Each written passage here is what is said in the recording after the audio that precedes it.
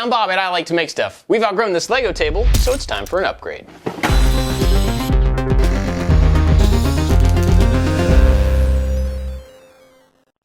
Not too long ago I made this cool little Lego sorter, and this is because we have a huge number of Lego bricks in our house and we don't have a good way to organize them, so this will help us break them down into different size groups.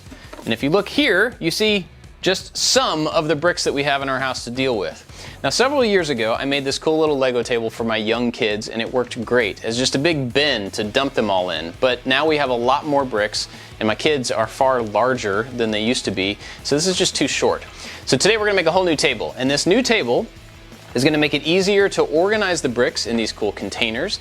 It's gonna make it easier for them to play because it's gonna be taller, and it's gonna be on wheels, so we can move it around and not cover up the climbing wall. To give you an idea of what we're doing here, it's going to be a really simple cart with some kind of sections in it, and each one of these sections will have little places for these bins to kind of slide in. So we're going to be able to put 16 of these bins on each side of this cart. We're going to have 16 coming in from this side, 16 from the other side, and then the whole top surface will be a nice play surface. Then the sorter that we made will hang off the end right here, so you can just scoop bricks off the top down into the sorter, put them in a bin, and then put them in the side. So first we got to cut down a whole bunch of plywood, then we'll start putting it together.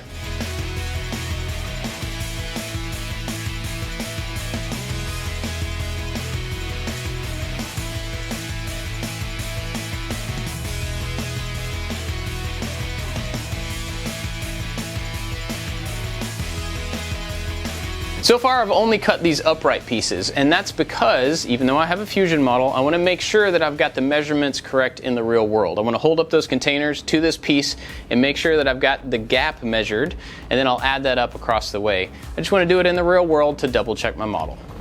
So these are going to go like this in relation to this piece. There's going to be a center line here that will stop them from being able to knock each other, so it'll back up to that piece. But the thing I really care about here is actually the gap in between the outside of this container and that wall. It's going to sit on a little cleat piece, and I want to make sure that there's enough room there for them to slide easily.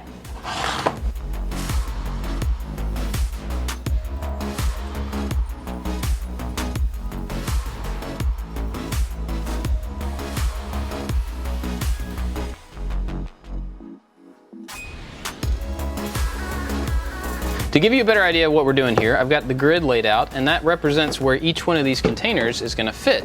But there's going to be stacks of them, and that's why these pieces are going to be put together. So we've got our vertical pieces here that'll be attached, and then these dividers will go in between them. But before we screw any of these together, we need to add some cleats here so that each one of these things will have something to slide onto.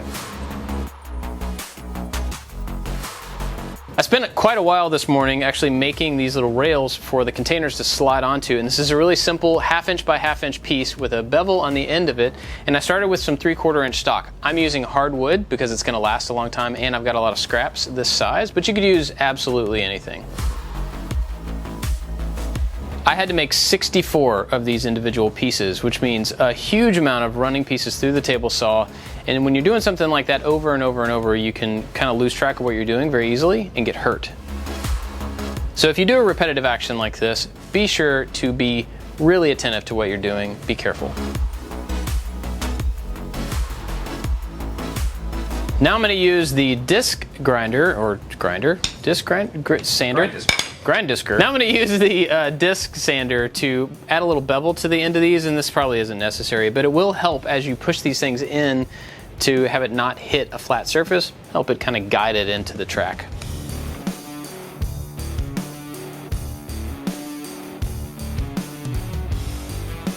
I've got the top spacer, and this is just going to go up to the top edge, and then we'll put on one row of these things with some glue and some pin nails to hold it in place. Then I've got another spacer that will act as the spacer for all of the other rows moving down. So we'll just put it in a row, move the spacer, and just keep going all the way down.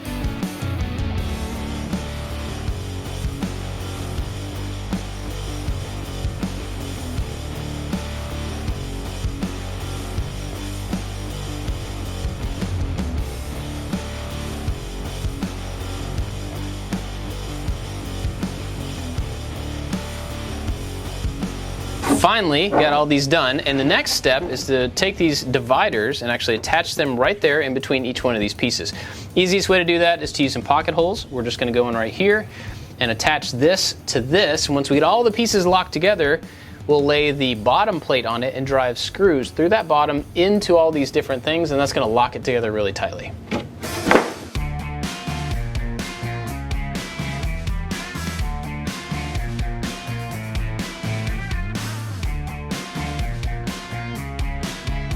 So now we're going to put these all together, and we're going to do it upside down because all of the tops are in line, but the bottoms are not. I'll show you that in a little bit. So we're going to put all these pieces upside down, lay the pocket hole pieces in between them, make sure they're centered, and just drive in some screws with some glue.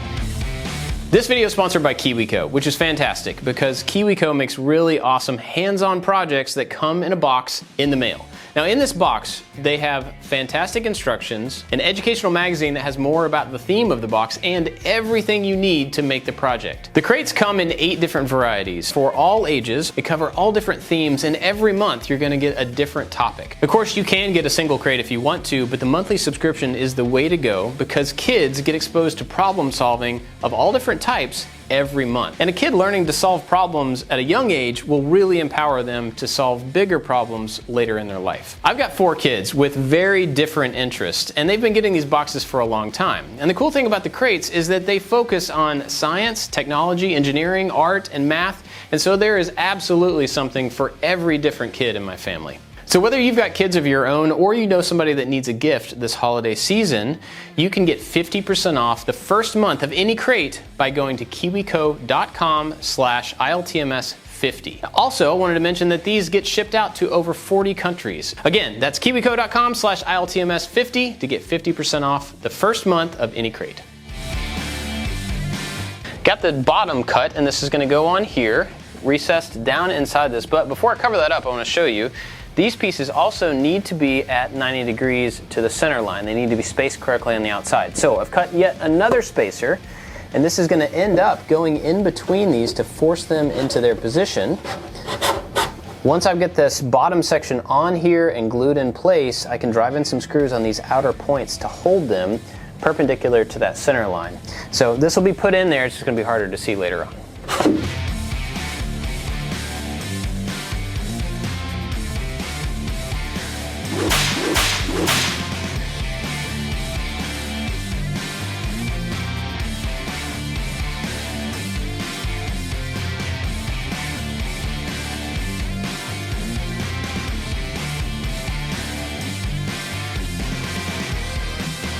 The question is, can I actually shoot a nail up through this bottom piece kind of blind into that and not have it blow out? Put your guesses in the comments.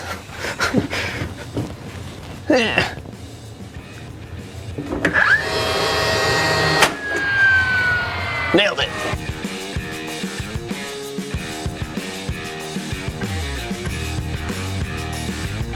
So this may be a little bit difficult to understand what you're looking at, so let's flip it over.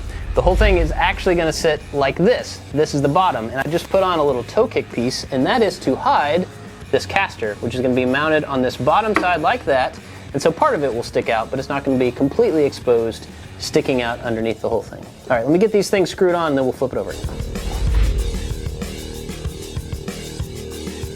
I did put a piece of plywood underneath this to stop blowout on the inside, and it definitely helped. I'm sure there's probably a little bit of blowout, but that'll be covered up by the head of the bolt that goes through.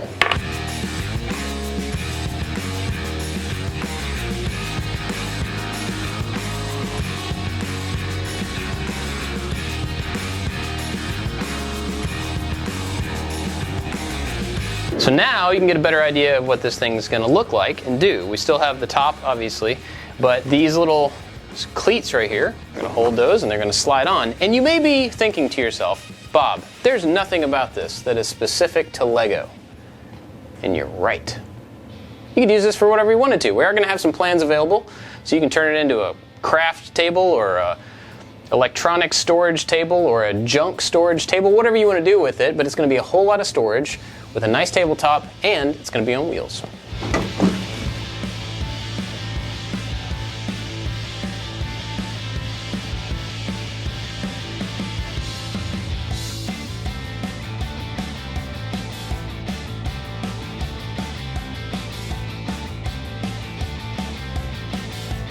add some visual interest to this tabletop, we're putting in the Lego Space logo, and this is going to have 3 different colors of epoxy. Obviously, you wouldn't have to do this to make this table. This is just a little added feature.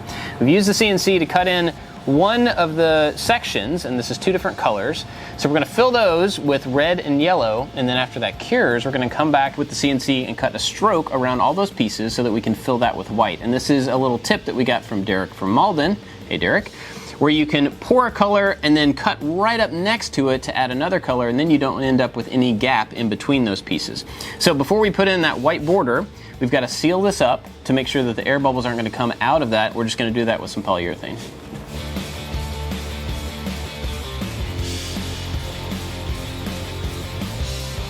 Now before we put on that last coat of epoxy, the white outline, I want to go ahead and finish building out the entire tabletop. So, cut down some strips of hardwood, and this is going to make a border that goes around the outside to stop any Lego pieces from rolling off, and it's just going to make it a little bit more durable and look nicer. So, to do that, I'm going to cut a 1/2-inch dado all along all the inside of these pieces, and then we'll cut them to length to wrap them all the way around and inset that top panel inside them before we attach it.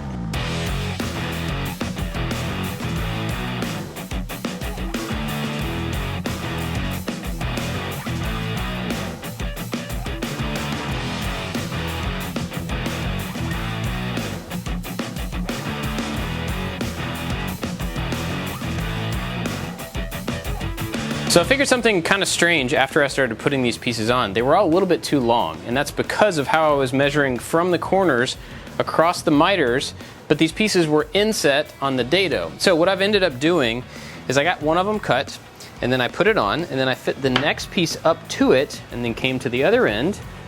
And then down here I found that you actually have to find a new corner. Where the corner of the plywood is actually under this little cross right here. So I measured this line, and then on the inside of this cut, and where those match is the point that I need to make a 45 from. So if I cut along there, then this piece is the right length.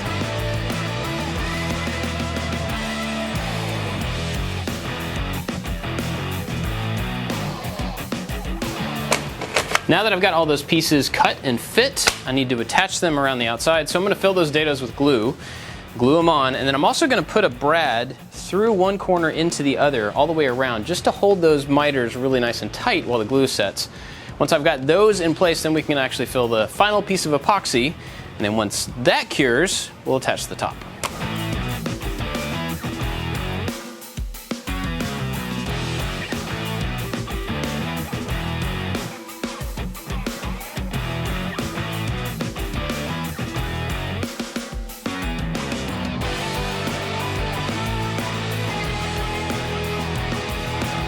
Now that all this resin is cured on this thing, we're about ready to attach it to the table, but there is a little thing that I have to do to the pieces on the table to make sure that they're in the right position. I cut some spacers, and these are just kind of wedged in here, but it forces the ends of all these pieces out to the correct distance in between them all, so that when they get glued to the top, they will stay where I need them to be. If they end up going together at all, then these are not going to fit in.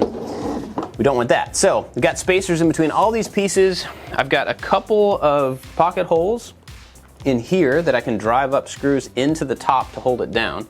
So I'm going to cover all this surface up here with glue, lay the top on, put in some screws, and then this thing will finally be done.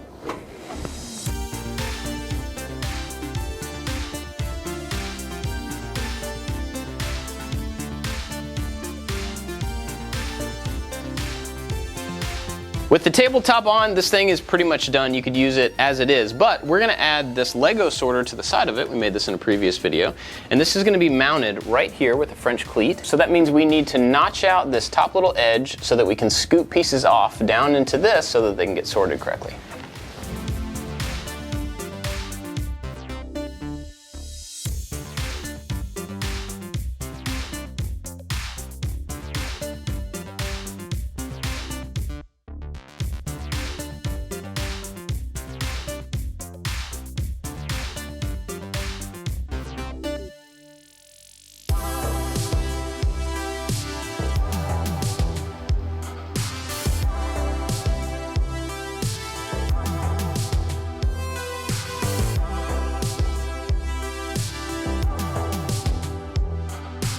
The original Lego table we made was awesome when our kids were small, but they just outgrew it. And this is a fantastic upgrade. It's tall enough that I can play as well. There's a huge amount of storage and it's a great work surface.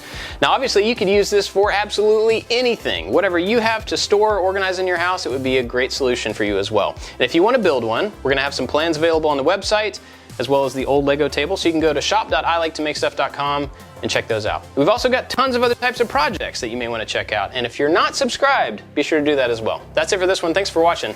We'll see you next time. So far I've just cut these cross pieces, these pieces that go across. Put some glue under that, put some pin nails. Another piece of another piece of half-inch plywood. For all of the rest of the different, I want to take a nap. Chevrolet, they are trying to find the tools to put back